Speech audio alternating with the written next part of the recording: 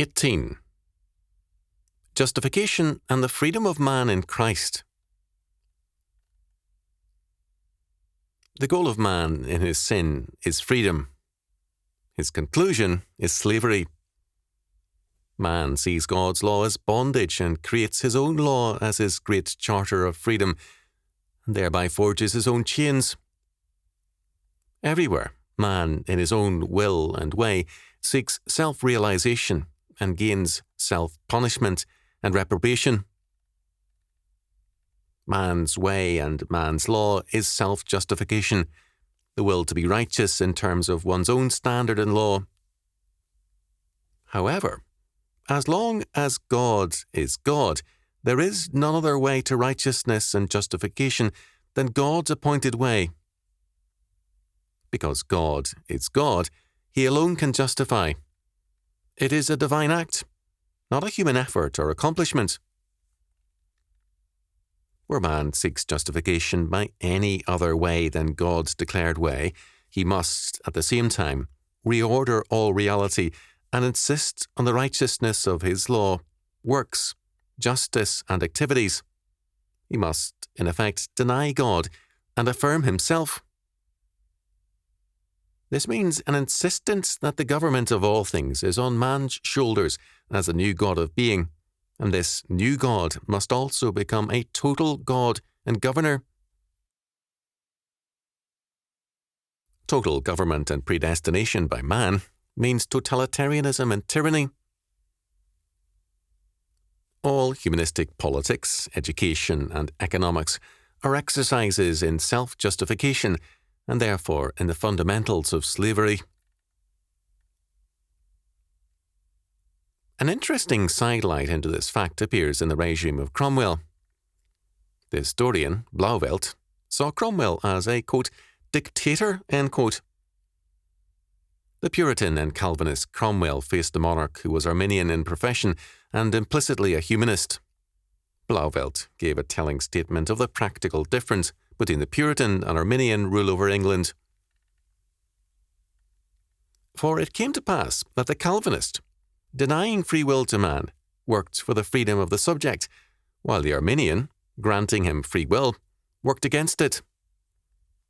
This tended to increase the number of the former. Men who did not understand the difference between Calvinism and Arminianism knew that, for them, Calvinism meant freedom from arbitrary taxation, while Arminianism meant submission to it. So that, in 1625, Pym said that, under the name Puritan, by that time a derisive synonym for Calvinist, had been collected the greater part of the king's true subjects.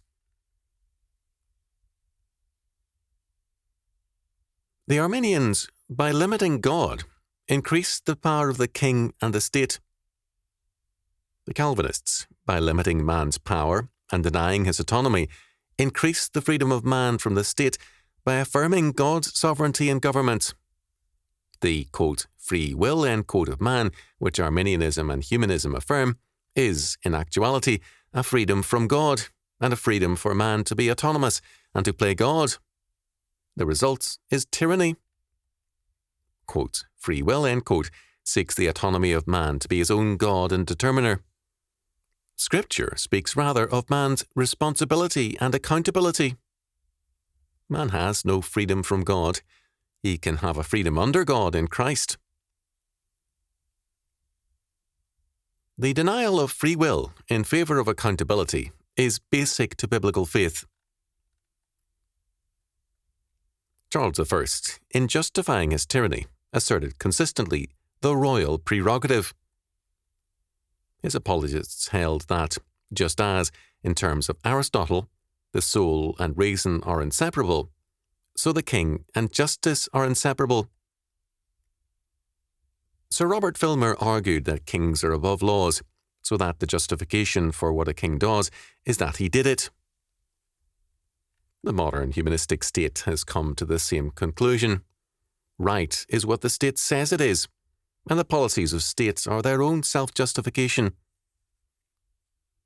The net result is that, in the name of man's freedom from God and his, quote, free will, end quote, man becomes a slave to the humanistic state, or in an anarchistic world.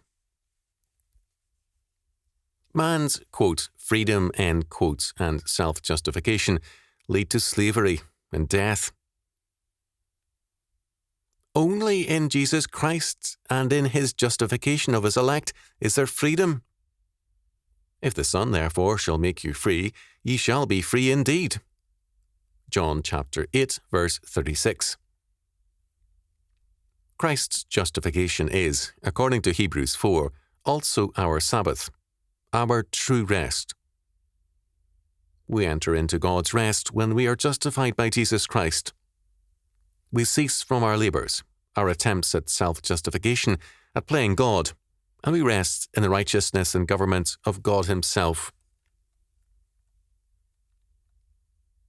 This means that Christ is our righteousness, and we stand justified, not in our works, but in his imputed work, his imputed death, and his imputed righteousness.